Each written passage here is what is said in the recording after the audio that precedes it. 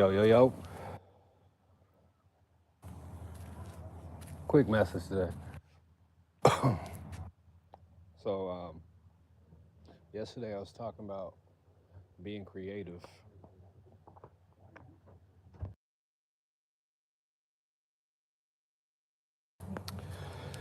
and it got into one point of this, and I've seen a lot of things in the realm over the last 24 hours that kind of pointed more towards this particular topic of it or this aspect of it.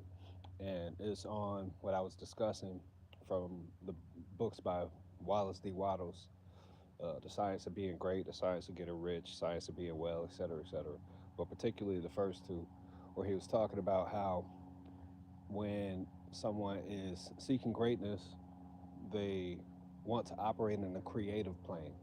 They want to think in a creative way. Because if you think in a competitive way, chances are you're going to miss those opportunities to be able to do something great creatively. You typically can't operate directly through being competitive in a creative space and win. It, you, the people who focus solely on being creative and their success and their victories and all these kind of things and the things that they want to create and the things that they want to do, those are the people who oftentimes show greater results, right? So I was talking to some of my teammates, and one of my guys is doing very well for himself, very young guy, and he brought me to a few weeks ago to this talk by um, somebody basically who was studying the biographies of Elon Musk. And, what you come to find when you pay attention to someone like that, who, is literally the richest person publicly on earth, is that the way he builds his companies and the things that he chooses to focus on when building his companies is solely basically um, creating something that's going to change the world, right? Is creating things that are going to um, hold on a second.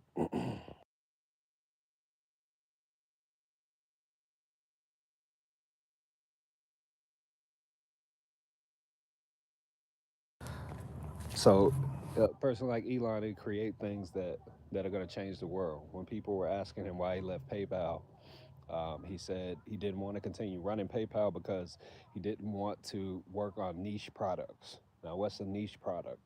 A niche product is a category, right? Like fitness is a niche.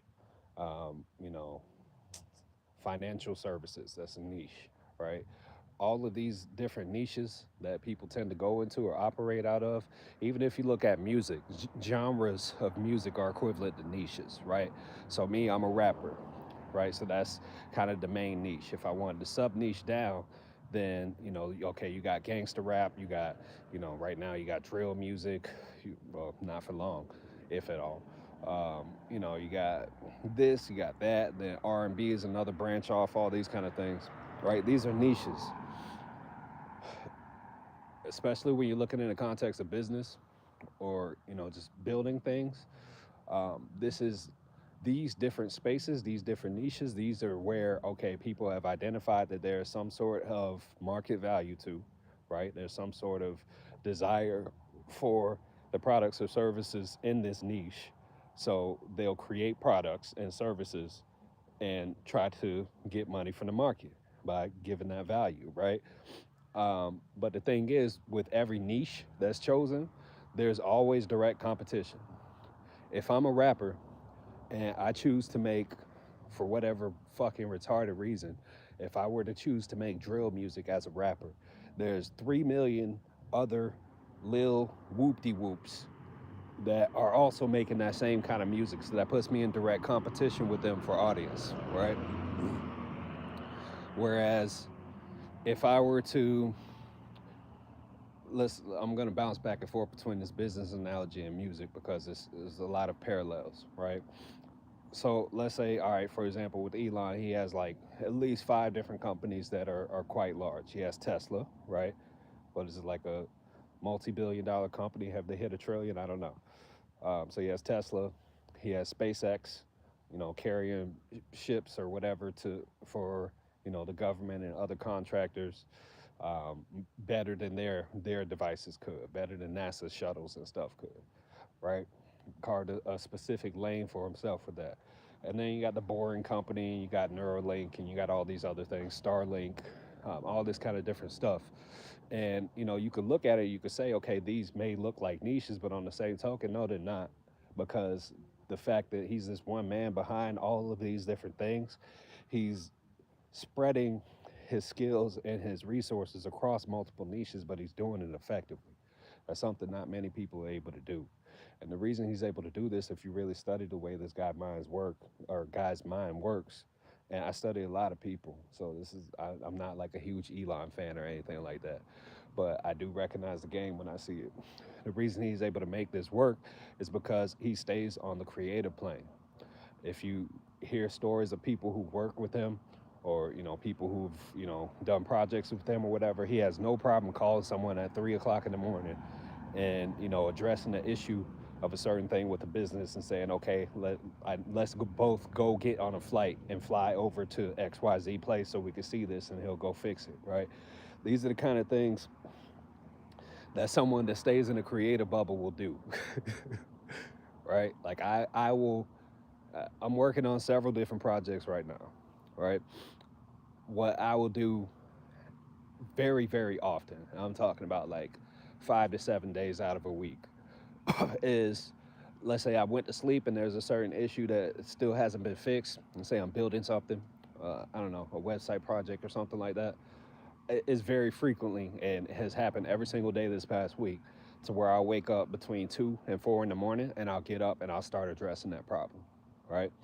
I don't necessarily know if I would be driven to do that if I was trying to compete with somebody else and create, for example, a better website than them, right? A lot of the things that I'm building, I don't really have a direct frame of reference for anybody that I could copy if I wanted to do that anyway. I might sample different pieces and things from stuff. What's up, Boss Nouns? What's up, Ava? I might sample different pieces and things from other things, but at the end of the day, I'm gonna put it together. I'm gonna create it the way that my mind sees it, right? So the same thing goes for music with me. I, if somebody asked me before, they were like, "How would you describe your flow?" And I really had to sit and think about it. And I went from the context of like a few of the songs that they had just listened to and they shared with me that they heard, and they're like, "Damn, I didn't really know you get down like that." And I was like, "Yeah, I've been doing this." But when it came to answering that question, what I said was, in some cases, it can be very melodic and smooth. Sometimes it's very rapid. It can be like a waterfall, or it can be like a whirlwind, to where it speeds up, it speeds up, it speeds up, right? Early in my rap career or artist career, there was a lot of people would say that, like, "Oh, I sound like this person. Oh, you sound like Kendrick. Oh, you sound like Schoolboy Q. Oh, you sound like this person, Andre 3000, etc." I would get all these comparisons, and it's kind of reached a point that I've gotten so deep into my bag that I don't. It's very hard to compare me to other people, right? Because I stay in my creative bag when it comes to my music, right? So like, you may hear different elements of a flow that kind of reminds you of somebody, but that might be for 3 4 bars, and then all of a sudden I switch to something else, right? So this is what I mean when I say, like, when you're really in your creative space and you're trying to be the greatest you that you can be, you're not you're not going to be competing with anybody but your own imagination and your own highest self that you see it being. I just want, but why I only have 2 people, floats in and out. It was like 20 people here earlier. Sometimes it's hundreds, sometimes it's like five. Sometimes I'll talk to an empty room. I don't really care, because I'll post a replay, and I don't really care about vanity metrics anyway. I'm just gonna put out my message, and when my children get old enough, they'll listen to it and they'll pick up what they can from it. So anyway, one thing that um, one thing that I always endeavor to do is just try to do my best. I try to create things that are going to be um, things that aren't going to be like anything anyone else is doing, right? If I create a video, that video is going to be completely different than any video that anyone else is doing. If I create a song, I'm going to flow at it and I'm going to go at it with an approach and a syntax that no one else is doing, right? This is what I think is super important. And a lot of the greatest successes I've had have been because I'll branch off and I'll go my own way. And, say I'm doing a project for a client or something like that, and all of a sudden I'll get 250,000 views in a single day on a long form video, which is not that easy to do, unless you're like, somebody that has like a Mr. Beast type following or something, which that particular client didn't. It's not, has nothing to sneeze at. Yeah, short form maybe, right? But 250,000 people sitting and watching an hour long interview and discussing it and leaving thousands of comments in the span of 24 hours, that is nothing to sneeze at. And the reason why I was able to make that happen was because I was approaching it from a creative perspective. I wasn't trying to compete with anybody, right? And like I said, it's not always just about the views. Sometimes it's about impact. It just really depends on what the project is about or what you're trying to create.